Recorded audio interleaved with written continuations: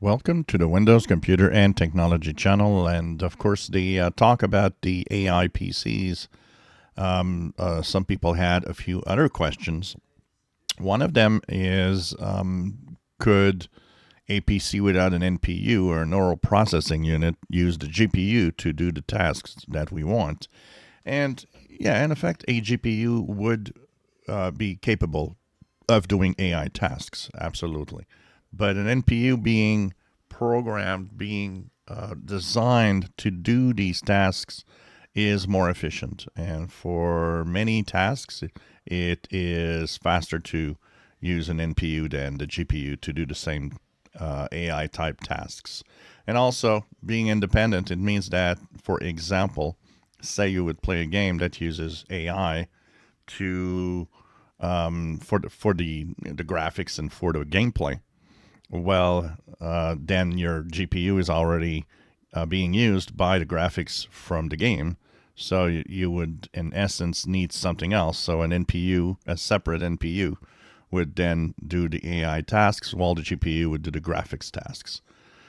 But technically, if programmed right, yeah, there's a lot of power in some of the GPUs, and they could technically do some AI tasks, yes. The other thing that was asked is, how do I know if I have an NPU? How can I check if my PC has a neural processing unit? Well, very simple.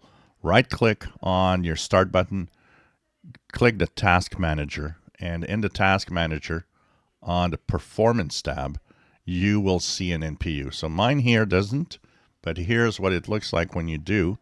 Your task manager will have NPU. So here you will have a separate entry for the NPU. It will show up with the CPU, the GPU, and Wi-Fi disk and memory.